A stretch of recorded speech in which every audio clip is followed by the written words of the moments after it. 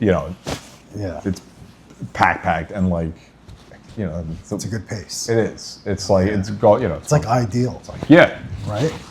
It's just working my way back to normal full time. It's like people are like, man, you're really good, you're popular, and I'm like, no, dude, the book's just not open. Yeah, like, 5 slots. Scarcity, exactly. It's like, all right, glasses off. I can't see. What do you want to do? You know what? Let's do. I was gonna like cut it short, but I think let's do like a real low, like 2. Yeah. Taper it out 2. Almost like Brooke, almost. Yeah. And then a little bit over the ears, but kind of lead the flow a little bit, that, and just even it out. So maybe like drop just so it like has a and then the rest. How low of a taper do you want to do? You want to go down the skin? Let's go to 2. 2. Let's go to 2. Skin in the back. Yeah. All right. Cool. Just low. Gotcha. Low down. Trust you. Yeah. Dude, summer's over. I know, bro. This is nice right now, though. Yeah. But you know what's coming. I woke up chilly and I was like, all right. Yeah. I'm good with this. It was good for like 2 weeks, and then you're like, all right, now I want the warm weather back. I know, man. Oh, man. Yeah, it's like, because of the whole just neck back thing, like I haven't had so many plans for the yard this year, and I didn't like get to it early, but I was able to get to it like just slowly. Yeah.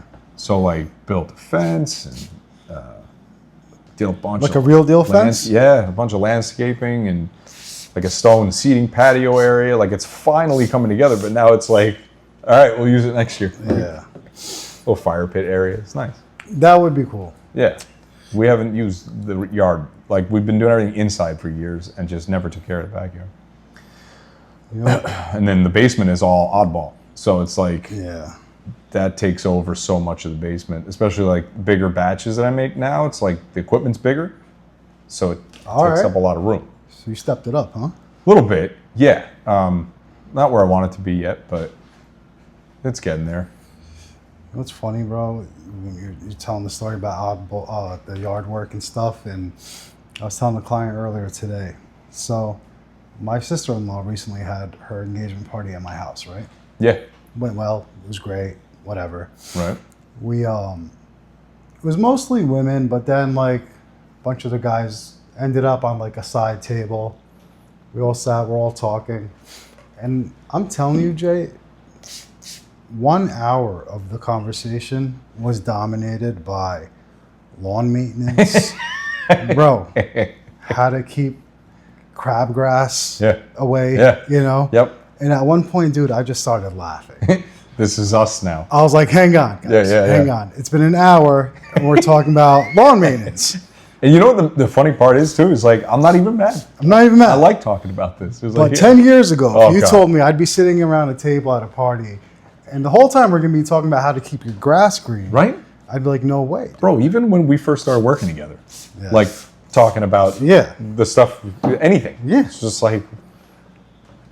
hilarious, right? And it's funny because it creeps up on you slowly. You start talking about that stuff little by little. I got this thing. Ha. You're getting old. And all of a sudden, it's like, no, I like this. Like, this is... Yeah. I wouldn't trade it now. It's like, that part of your life is good for that. And now it's this part now. And it's cool. It was cool, man. But anyway, we're here to talk about Oddball. Yeah, man. So walk me through it, bro. How'd you get started? What made you want to make a product? Like, how did this even come from like an idea to actually doing it? Yeah. I'm a pretty impulsive person. You know that. You know how I am. Put it lightly. So like a lot of things kind of just happen organically, and I'll just go with it. I'll find something I'm passionate about, and then I just do it. And whatever, it works sometimes it doesn't. Sometimes you build a fence and it falls over, and you're like, I tried, Yeah. But this one wasn't. Like, this was a long period of time. When I first started cutting hair in 16, in the shop in 16, school in 15, in the shop in 16, like, I immediately was intrigued by the products. Yeah. And like, used products before I started cutting hair, but you don't pay attention to that stuff. It's like what works for you, and then that's it. And then you figure out, okay, now I got to figure out what works for other people.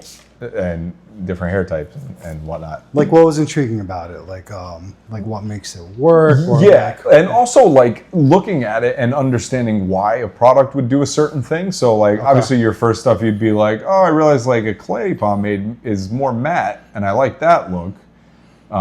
Oh, so the clay makes it more matte. Oh, that's cool. So now I know clay pomades are what I would use for this cut or this hair texture or whatever, you know. And then like, you know, after that you're looking at the ingredients, and then, you know, you get the whole movement of, is this natural? Is everything in it? Is it okay for my hair? Yeah. And like a lot of misconceptions, like, you know, dealing with people where it's like, oh, I don't want to use this, it's going to make my hair fall out. Or right. It really is such a misconception, because like you're not going to damage the follicle of your hair by using like maybe a cheaper, crappier product. You may damage the hair you have on your head, it dries out or whatever, but you cut that eventually. You know, there's nothing in genetics really kind of stress. New hair, you're good. Only thing, exactly. Yeah. But also, I understand though, like you want to put stuff on or into your body that's not going to hurt you, right? And it's like most of the stuff on the shelf is fine. There's nothing wrong with any of it. Some of it's just better quality than other stuff. But so, what do you think? Stick to like water-based stuff? Well, doesn't matter. So, you know, it really is. It comes down to preference. And the funny part, talking about that, the like oil-based, water-based stuff, is when I first started looking at the products, it was like, at the ingredients, it was like, okay, I know what that is. Okay, I don't understand that word. I know what that is. And then, so the things that I didn't understand, I was like, all right, let me look this up, see what it does. Just a curious mind. And, you know, it turns out like a lot of fancy names are just scientific names for things, for regular, plant-derived things, or, you know, glycerin is such like a word that people are like, what the hell is that? And it's just like it's a vegetable-based thing that could be literally like harmless. And so, you know, there's the product Fat Boy, and then Baxter stuff, and Malin and Getz, and all those are great products. And so, you know, using them, especially Fat Boy, I was like, I love the way this stuff kind of works. And noticed on that the ingredients were a little bit more like, okay, I get this. I can see kind of how this goes and why this does this. And then all of a sudden it's like how my brain works. It's like, I can do this. Yeah. And it was like, you know, you sometimes dive into stuff before you realize how hard something might be. Yeah. And, which was fine. Like, because I ordered a bunch of like beeswax and oils and stuff like that. And when was this? Was this like right in 2016? Like right away, dude. Like oh, I'm gonna try this now. And mainly just like try on my hair. Like, I didn't realize you got into it that early. Yeah. So and it was for like a short period of time. So there's a brand called Lockhart's, which is like a home brewed pomade company that grew and has a storefront now and everything. I think they're in Michigan. And there's a couple other ones. But I remember seeing like, this is cool. This is like an indie, like an independent, kind of like artisanal, which is such a corny word to use, but it is. It's like made with love type stuff, and it's a passion project. And I was like, all right, if these guys can do it, then I can do it. And most of their products were like oil-based stuff. It's a lot easier to make oil-based stuff. Yeah. And so it's just easier to work with. Yeah, everything mixes. You know, you don't need preservatives. You don't need emulsifiers, which mixes the oils and the waters. You just need the oils. So, like, you know, at first it was like beeswax, lanolin, which is like it's actually from lamb's wool, but it's an oil-based product and or an oil-based ingredient, and then like castor oil or like all these other things, and some fragrance oils. Like essential oils, and you would just literally like a double boiler, melt them down, and I'd pour them into like an Altoids tin or like whatever would melt when I poured it in. Yeah. And you know, at first you're like making these like a candle. Like it was too hard. Okay, so I got to try this now. And then it's like, okay, that's way too soft. But it's like basically an oil, pudding. And so I was like, man, this is a lot harder than I thought it was to get the consistency right. But I worked at it, and I got like basically a ripoff of like Lockhart's heavy hold greaser pomade. And I was like, all right, I made it. I wasn't going to sell it. It was somebody else's product, but I was able to mimic it and like figure it out. And oil-based pomade really is how it started. Back 50, 60, 80, 90 years ago, before the common ingredients in science and emulsifiers and whatnot, it was just greaser pomades, man. These guys just dude. And And like stuff doesn't wash out. You imagine these guys like sleeping on their pillow at night and like they would just leave it in, and then they have like just add more the next day. That's what it was. They'd have toppers, they called it, which was like an oil, like you just let's just throw some more in, and then we use like horse shampoo to like wash it out eventually, or like dish soap. It was so that it kind of like, I didn't lose interest, but like I was like, all right, this is clearly going to be like a way bigger investment in time and money than I thought it would have been. Yeah. Or I don't even, kind of assumed it would have been, but like maybe I'm not ready right now. Yeah. And then so I just kind of let it go, and it was cool because it gave me a knowledge I could talk to people about the products that we used in the shop. And then COVID hit, and it was like, all right, I need something to do. We're closed for a couple months. Obviously, it ended up being 4 months. 2 weeks to curve the right, curve the spread, right? And so after those 2 weeks, 3 weeks, 4 weeks, it became obvious. And so my wife and I used to own a T-shirt company when we were younger, and I remember that. I was super unsuccessful, but I was like, hey, why don't we just like resurrect this thing and like make it more of like a home thing, like other products, not just T-shirts, but like candles and like whatever, just something to do. And I love making stuff. If I could like just sit in a room and make stuff for a living, that's my dream. Like that's what I love to do. And so we tried that. We brought back some T-shirts or whatever, and just like there was no passion there. But in the meantime, I was making the candles, and then I was like, hey, maybe I can make a body oil or a beard oil. Pretty simple to make. Kind of, you look at those bottles, those jars, and they're all similar ingredients: argan oil, jojoba oil, vitamin E, fragrance, and like almost all of them are the same. Shave oils and body oils and beard oils. It's all just different. Some oils are better for your hair. Some oils are better for your skin, and but all of them, relatively harmless to use interchangeably for the most part. Some oils are greasier than others. Some are more matte than others, and so we made the beard oil, and. So how'd like the first one come out? The beard oil, like it's so easy to concoct that it came out fine the first time I used it. Okay. And I was like, oh, this is great. I'll just sell beard oil. Like let's turn it, forget the shirts, forget all that. Let's split off, because I had the name Oddball already from doing graphic design before I cut hair. I had the logo and I had everything done. Okay. And I was like, one day if I ever start a brand for anything, like anything, wouldn't even just hair product, maybe whatever, I would use that logo and that name. I just thought it was cool. Matches my personality a little bit. It is cool. And it's just was like a fun name. And so I said, you know what? Let's just forget the T-shirt thing, forget all the home goods stuff, and I'm just going to do the beard oil. And my wife was like, all right, cool, you do you, I'm out. Like, she's like, she went back to work, did all that. And I was like, you know what? I work better alone anyway. Let me dig into this. And so like, printed the labels, got the bottles ready, brought some over to like, the people I know who cut hair, and even just friends, hey, use this. And everybody's like, hey, this is pretty good. And I was like, it's not going to stand out amongst anything else because it's similar to everything else. Right. And, it's all about branding and marketing. And it's kind of hard to say, like, as a business owner, that's not my thing, but I wasn't going to be the guy that marketed this and it was going to become viral or trendy or for beard oil. So it's like, okay, I need to make something that's harder to make for other people to make so that it's not so saturated in the market. And it was like, so my market is indie, is like handmade stuff. There's a million hair products out, CVS and Walgreens and all that, but mine are like, the couple people that make it, you buy it on the website or whatever, or you can only get it in this shop or over here. And I just thought that was cool, right? And so I was like, all right, I'm gonna make a greaser pomade, and it'll be a niche market. Not a lot of people buy it, but at least I'll have a product like other than the beard oil. Yeah. And then I was like, wait a minute, I can make like a hand balm. I can make a beard balm, not just a beard oil, by using like shea butter and thickening it up.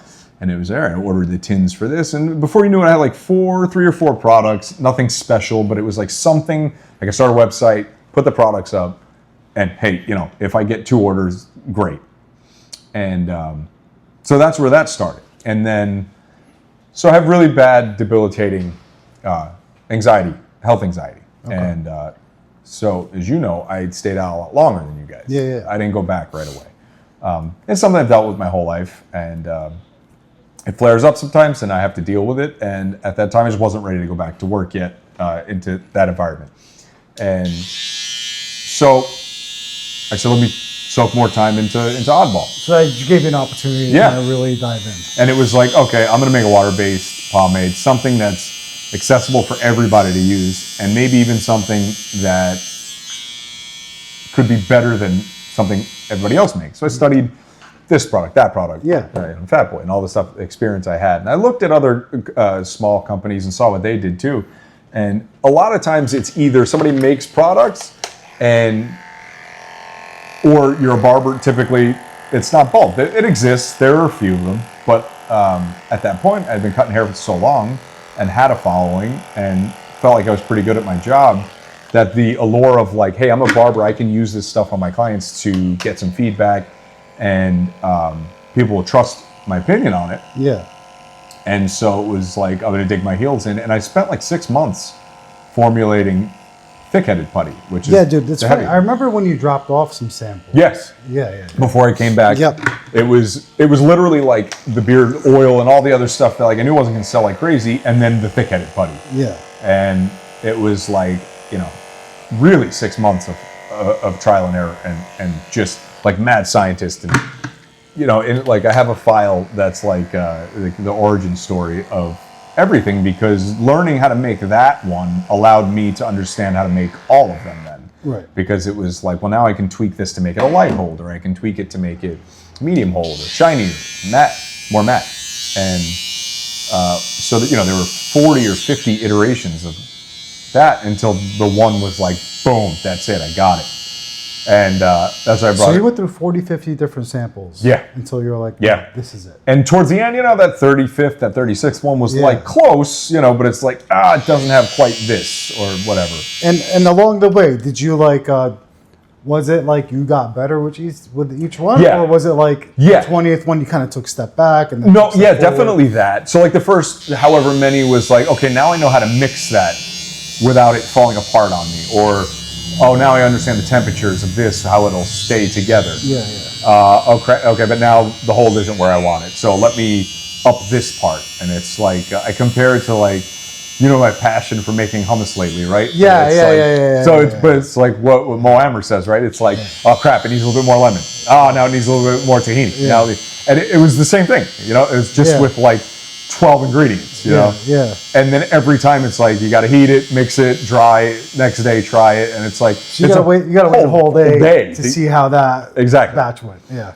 And so then when it finally worked, and I brought it into you guys, which was right around the time I was getting ready to come back anyway, I got that, and I got the light-headed putty. And so those, it wasn't like it flew off the shelves right away. It was kind of like, oh yeah, okay, I'll use this for this type of haircut, or I'll try it for this hair texture or whatever. But I kind of just sat there with everything. And it's funny when you're friends with somebody, right? And they make something, you're like, I don't know how serious this guy is. Like, it's just it is how it is, right? It's like your friend makes music, and you're like, all right, well, you're a rapper now, like, right.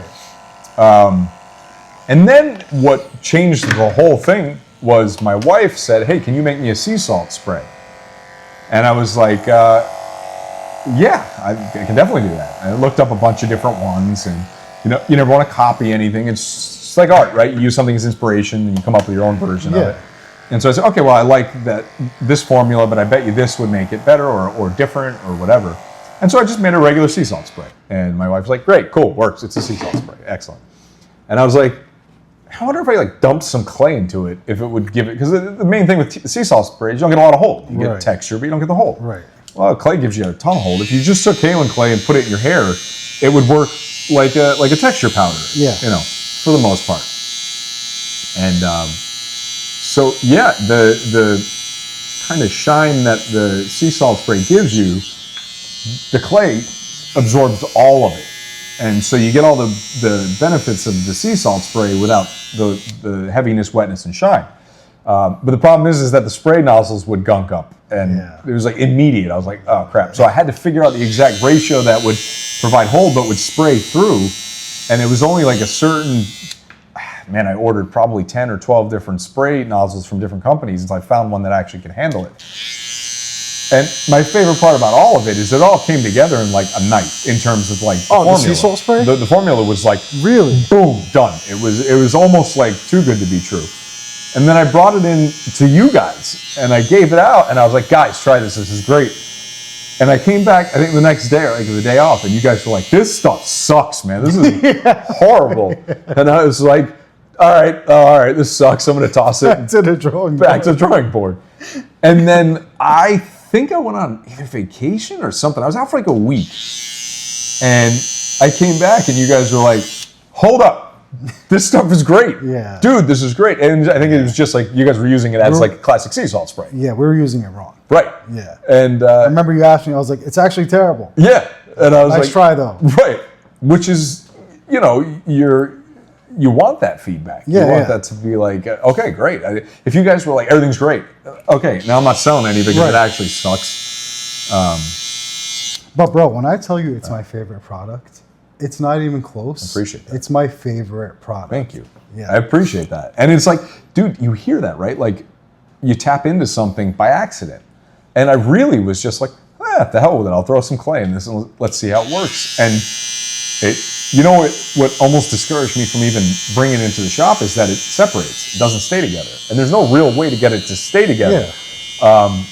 But I was like, yeah, people can shake it. It's not a big deal. Yeah, it's fine. It's, and with, my personality, sarcastic and marketing and stuff, because the brand really is just kind of just a version of me. I'm not a salesman or a marketing guy. And so it's like, shake it 3 times and you're playing with yourself. It was like, oh, that's funny. I could put that on there or whatever. And and it just had a life of its own. And then all of a sudden everybody was like, man, I really like this stuff. And when I tell you, man, like, look, I can't make a sole living on Oddball, at least not yet. So when I tell you that like positive feedback goes so much farther than the money I make on it, because it's when you make something, and as somebody like who considers themselves an artist, as I love to write, I love to paint. Yeah. And so when somebody looks at your thing that you made and goes, man, this is amazing. Yeah. It's like, oh crap. It sounds so cliche, but it's rewarding as hell. I bet, dude. Yeah. I bet. And honestly, you freaking nailed it with that. Thank you. With that, I appreciate it. And I love like being in the shop and hearing somebody like, God, this is like a favorite product I've ever used. Not knowing that I make it, or that it's like, oh man. Dude, even here, I'll be like, yeah, Justin makes that. Like, Justin makes it? The bar. I'm like, yeah. Like, that's his stuff. That's sick. That's really cool. Yeah. I love that. And, like I said, if I could sit in a room and make stuff and have somebody do all the rest of it, I would. You don't want to deal with the marketing. You don't want to deal with none of that. But I am realizing that, like, I love the brand because I put a lot of passion and soul into it. And so some of the marketing has started to come a little easier than I expected now that I've put in a little bit of effort, and realized, like, I don't have to do your typical, like, salesman stuff. I can kind of just sell it how I actually feel about it. Yeah. Which I noticed in the shop when I would tell people about it, and then they'd buy it, and I'd go, oh, I didn't mean to sell it to you. I was just, and it was like, wait, I did sell it to them, but just naturally. Yeah, exactly. And I have friends who are really, really good salesmen, and I always wondered why they're so much better, and it's authenticity. It's like, they're not BSing, man. They're actually just talking about a product, and it sells itself when it's good, right? And so, man, that's kind of how it happened. And then, little tweaks from here and there, like the blue jars and the blue bottles at first, and I'm kind of a black and white kind of guy, dude. Like, I wear black, I wear white. I just same. You look in my closet, it's all right. It's easy and it's it's appealing to me. A little splash color here and there. Each one has its own color. Right? The Dirtbag spray has the brown little graphic on it, and I love the name, by the way. The Dirtbag spray. Right? Yeah. At first, I was just like, man, that's probably not the smartest thing. But people love it, bro. Yeah. People love it. I hope for that. Because the same. I was thinking, like, this might not be smart, but I'm going to give it a shot. And, like, my favorite was the story of, like, when one of our other barbers were like, yeah, man, the guy wouldn't buy it because he said he didn't want to have to look at the name. Like, I was like, that's honest. It's crazy to say, but that's when I knew I'm like, that's it. That's what I want. Yeah. But you know how you have your clients that you're cool with or whatever. Yeah. It's easy to be like, I got a special one just for you. Just for you, buddy. Yeah. It's got your I thought name of you on when it. I named this. Yeah, exactly. Or my favorite is they'll like walk up to buy it and they're like, what's the name of it again? Or like, I'll tell them and I'm like, hey, you gotta say the name though if you want to buy it. But yeah, and like the thick-headed, like everything's kind of got a theme, right? Like the donkey on the label is like as stubborn as a donkey, right? Yeah, yeah, thick-headed, light-headed, right? The guy, the little dizzy dude on the label. It's funny, the oil, the It's All Over oil, was the first product I made, and it was during the beginning of the pandemic, and so it was like it's all over, dude. It's over. It's all over oil, and that's why there's a comment on the label. That's funny, man. I actually like it more now. So it's like I put a lot of effort into the thought behind it, just because it's special to me. And I figure if it's special to me, it means something to somebody else. Not like a hair product is going to be like, dude, knowing that, I swear, bro, knowing that story makes me like that product again. That's awesome. I swear. Yeah, seriously. That one came to me like, it's funny. I was like, oh, I can use that all over. I'm like, it's all over. Oh, yeah. Double entendre. And like it helps to know that just for me to tell it. Like, oh, I got this great beard oil. Guy made it during COVID. Named it It's All Over because we just weren't sure. Right. You know what's funny, dude, is like, I love that you and I get along so well because of this. It's like we riff with each other so well that like I wouldn't have thought to say something like that to somebody when selling it, but it came so natural to you, man. Oh yeah, hell yeah.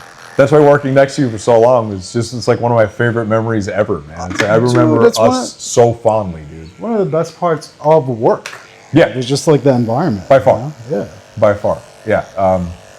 It's like finding. It's such a happy medium between like everybody will tell you like, sorry, you don't get to love what you do. Like that's it's a pipe dream. Like you got to work and provide for your family. And then there's the dreamers that are like, no, man, I want to do what I love. And really, it's always like everything else, right? It's kind of like somewhere in between. Yeah. And it's like if you can find something you can tolerate and the people around you make it tolerable, then like you win. You win. Yeah. And like, the little dreams like Oddball or whatever, if they work and it takes off, not just that, anything, right? Somebody's a musician or whatever, and it's like, cool, man, then you want even more. And you got lucky because it's so much of it is luck compared opposed to just working so hard for it. It's a little bit of both. But yeah. So what's the entrepreneur life like? Like what's it like, jumping into that part of the world? Like being on top of your books and numbers and ordering stuff and selling stuff and pricing and all that. Like this is something that you can attest to too, right? Like at first, when you first get into business, you're just like, I wasn't keeping a book. It was like, okay, I made this little bit of money, but it's like, I know what I made. I can count what I made in a month, like on one hand. So, I don't need to. And then it slowly, just gets a little bit more. And before you know it, you're like, tax time rolls around and you're like, oh, I got to account for everything. Yeah, right. Not just for like, I don't want to get in trouble for not paying taxes, but also like I have write-offs, like I have deductibles. I spent a lot, especially startup, buying all these ingredients that I didn't end up using, or jars or bottles that I were like, I don't want to use those, but now I have 50 of them, whatever. Right. And so you're figuring it out by the seat of your pants, and that's okay because you can learn it all at first, and that's good too. But not everything's going to stick until you apply it, right? It's always like experience and doing it is going to make it stick. So like the first time you do those taxes, you can practice it by like running a simulator, like through like whatever. If you use TurboTax, you have a website and put in like a sample number. But until you do it, it's not going to stick. Now it's like, now I know how to do that. And same with keeping books. And like now I use actual bookkeeping software or like invoice software, where it would just be like, give me this money for the invoice. Right. And then you start getting into other shops and they're like, hey, but at the end of the year I want to use this as a deductible for my business. And so I need an invoice and a receipt. And it's like, there's a paper trail for everything.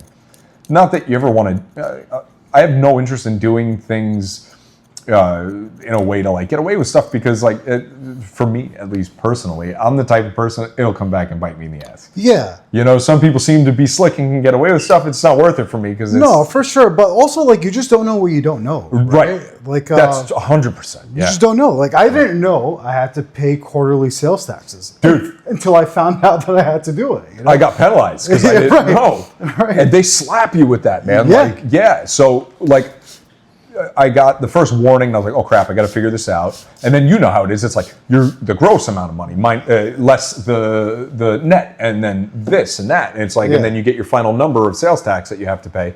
And it was like, then I like, you have to pay it by the end of the month after that quarter ended. Right. So like, the quarter of January through March, you got to pay by the end of April or April 20th, whatever it is. I forget the exact quarterly number, but because now I pay it immediately because I don't want to get penalized again. Right. But I like slipped and didn't pay it for the month, and they dinged me with like a $400 penalty. And my sales and use tax is like $50, $80, $100, and like $400. I was like, oh, yeah, that cleared out any profit for that month. Right, at the time. right. Like, but you learn. Yeah, you got on. Now I pay it. The last time it happened. 100%. Yeah. And now the bookkeeping software makes it easier. So it all kind of snowballs, right? Like you're like, oh, and then also this affects this, and then it's kind of becomes second nature. But you also realize pretty quickly why people who have the capability to pay other people to do these things. Right. It's like, at first you want to be like, I got everything. Like, I'm not going to put out that money. Like, I can do it. But I swear, I feel like you're better off knowing how to do it. 100%. I think it's important to know how to do it. Totally. A, because you want to know what's going on. But B, you hope you trust the people you hire to do things, but you don't know. It's easy to get screwed on things sometimes. Yeah. And so it's like you can catch things when you know what's going on, right? It's like, you can own a barbershop without having your barber license. But if you're not a barber and you don't know what's going on or how things are going, specifically how they should be happening, you can kind of be getting the rug pulled out from under you without even realizing it. So it's like, you know the ins and outs of the business because you did it for 10 years or 8 years or whatever before you opened. Right. And so, the same thing goes for anything, right? It's like you gotta know what's going on around you. That awareness is key. It's important.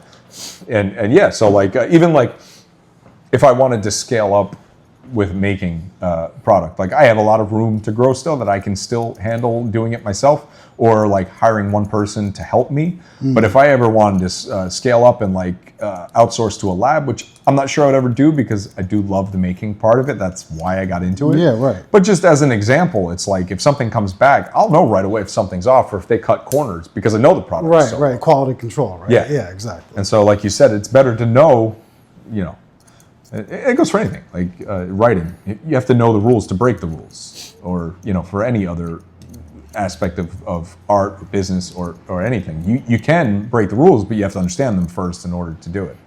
So, it's like a haircut can be uneven if it needs to be. Right. Right. But you can't just do that if you don't know how to do that, But yeah. Are you working on anything else right now? Yeah. What do you got going on? I'm working on like an actual sea salt spray that's just, I like to think of the brand as unisex because you can apply a lot of things. Yeah. Obviously it's geared more towards men just because of the environment it's going to be in. It's going to be more barbershops the customer base already is primarily male, but I do have some female. It's funny, man. As soon as you said I'm working on another sea salt spray, immediately in my head I'm like, don't do anything different. With the Dirtbag spray, right? Yeah, it's fine. No. This is a literal cut and dry, like just sea salts. Okay. But yeah. And it's going to have other ingredients that lend more towards like, diffusing and texturizing and stuff like that for like longer hair. So, completely different product. Yeah.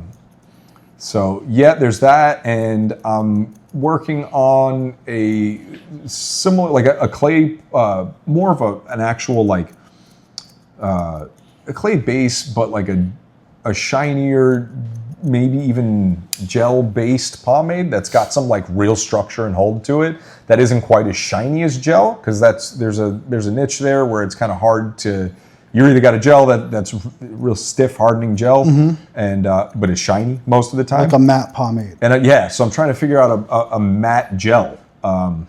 Might not even be possible, but it's just something that I'm like toying around with right now. Yeah, I was gonna say, what would you even compare that to? Yeah, nothing. And that's what it's like you want to tap into something that has potential to be like the only thing in the market. Yeah.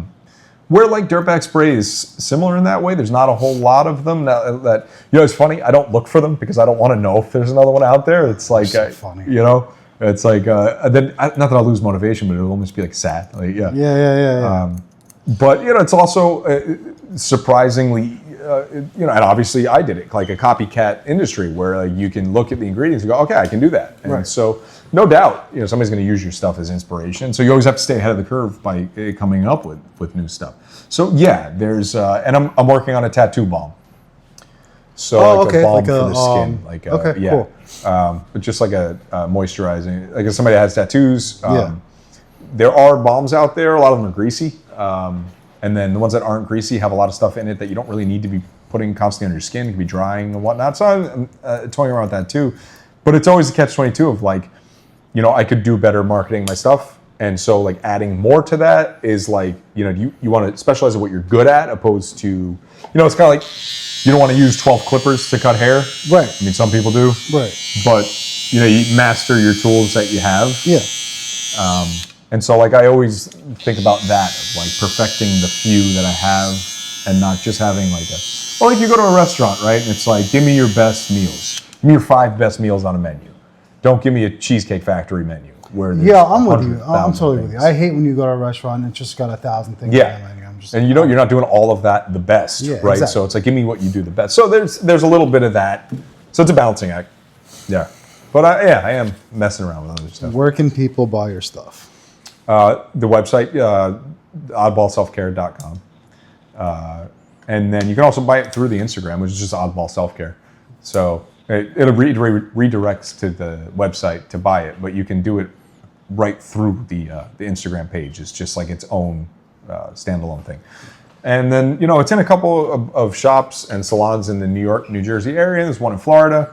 But those are the 2 best places to get it. And then, everything over like $30, everything over $30 is free shipping.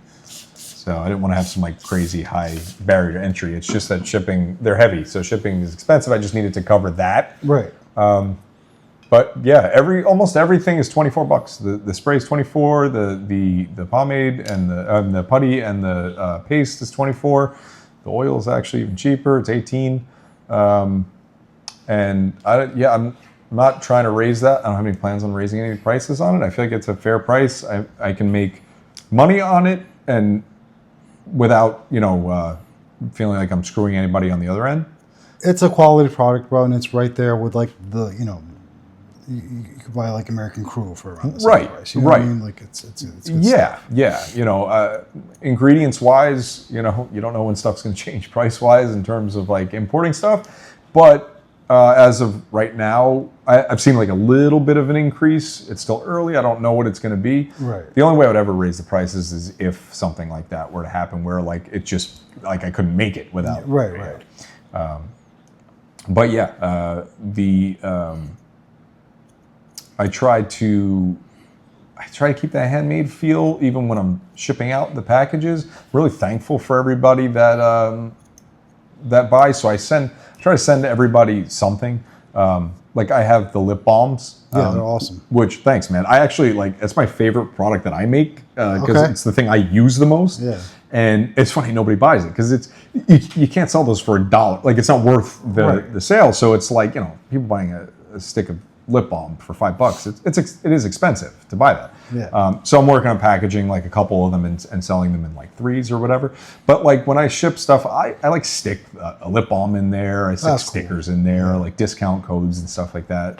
But it's just I'm super thankful that anybody's even taking the time to buy it when you realistically could go into a Walgreens and buy something, or more reputable brands that have been around a lot longer, that are good, that are great brands, and you're choosing me. So I have to reward that, and then I also listen to when people say like the Dirtbag spray has the travel size now. Did you see those?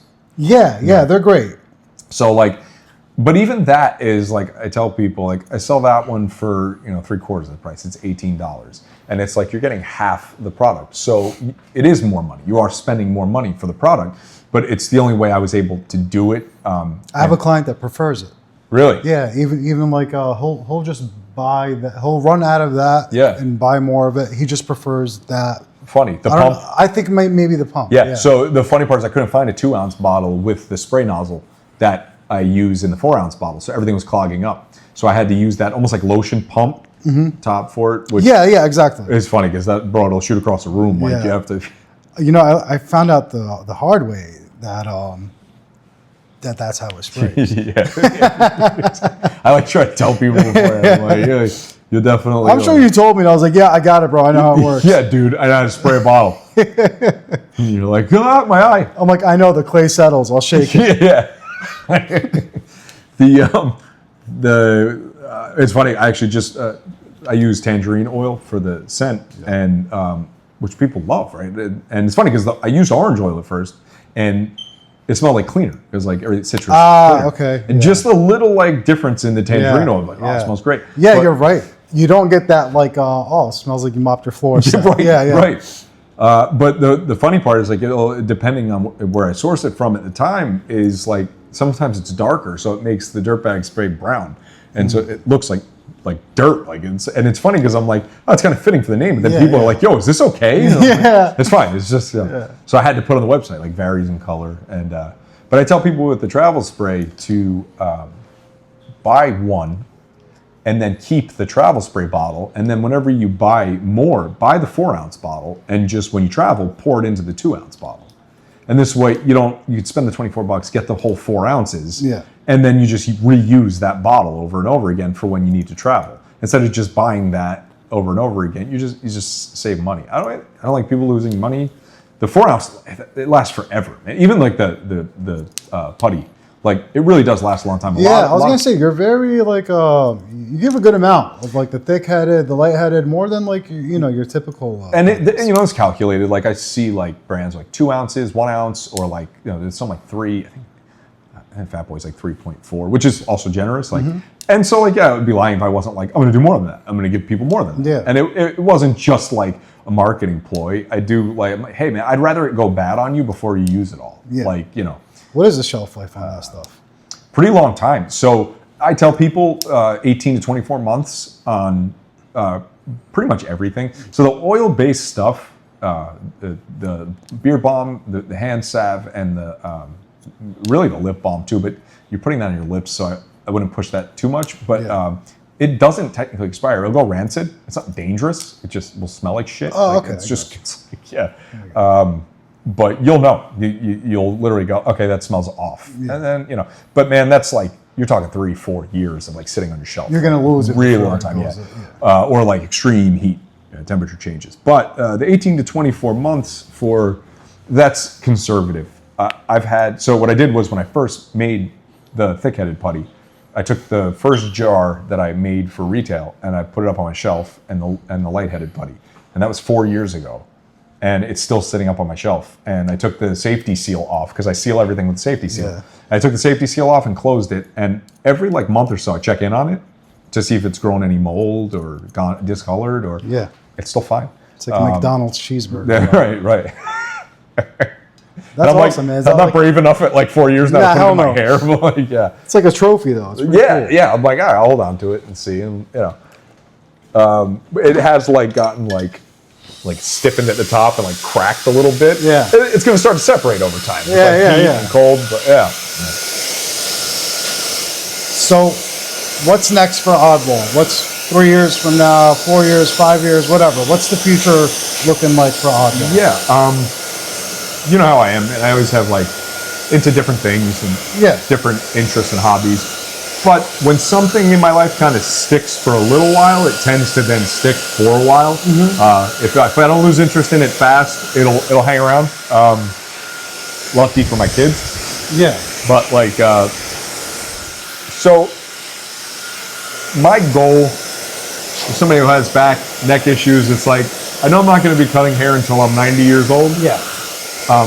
But I genuinely do love cutting hair, and I love the clients I've built over these years have been so loyal. So when I go out with things, like I had to have surgery last year, and man, people were so loyal and caring and reached out like, hey man, I don't give a crap when you're coming back. I just want to make sure you're all right. Yeah. And it's like, again, it sounds cliche, but it's like really. No, it's true, man. I got guys that are like, You hey, know, I go to Justin, and the only reason you're cutting my hair today is because he's not here. And same vice versa. So don't get right? used to No, this. no, same, right? Yeah. It's like who's on vacation, so that's why I'm here right now. Mikey too, right? Right, it's right. like, yeah, and so that bond is, I don't think that's something I ever would want to give up completely. And so the goal is I'd like to supplement some of what I make so that I can step down a couple days and not have to, work 5 days a week or whatever it is and supplement that. And so just, a realistic growth. Look, if someone came along and was like, hey, I'd love to buy this company from you, that would be fantastic. Right. But even that would have to be like reasonable because there's a reason I got hair there now. We're pushing for you, bro. There you go. You know, you're good. I felt it come off. Yeah. I heard it come off. Yeah, dude. But yeah, man, there's a reason I haven't even like gone to Amazon with it yet. Like I'm not even sure I want to do that. It's like letting go of your baby, right? Yeah. It's like so there's something special about that, and so I'm at a crossroads of what I want to do, and so I've filled out some applications for places like Urban Outfitters and like, That's cool. which would I kind of could work. totally see this. Yeah. Right. Yeah. There are some other things you have to do when you sell to places like that. Yeah. There's some like lab testing you have to get done and stuff like that. Like kind of like one-time stuff. And it's not a big deal. It's not the end of the world. Right. But so yeah, that's where I'm at. Realistically, I would love to just sell it through the website. Maybe even the idea of like opening a storefront with it one day, something small. Yeah. And like a retail shop would be cool. But just one step at a time. And just really my goal would be to give myself some insurance for my own body as I get older and age and don't have to be doing this forever, right? I mean, Yep. That's probably priority number one. I love it. I love it, dude. I hope, I'm asking because I want to make sure you're not like, oh, I'm bored now. And, Right. I'm actually done making this You know stuff. me well. Yeah, no, man, I love making it. And when I even packaging it, like I get an order and I'm like, oh, sweet, I get to package it. And I've like taught my kids how to package it. And, my oldest now is like old enough where I'm starting to be able to trust her to maybe make it. That's cool. But it's also like, you slip up with one thing and there goes the reputation of it. Yeah, so it has to be super trustworthy and she has to be diligent about it. And She would be. yeah, maybe. She's getting there. Yeah, it's like, yeah. How's the length? No idea. How many times you hear that a day? That's perfect, bro. Is that how you're wearing it? Or is it Yeah, more messy? I'm literally wearing it like that. All right, cool. That's perfect. Look at you, man. I got a hoose cut. It's been a while. It's been a while. Damn, right? thank you, bro. This is perfect. It's exactly what I wanted.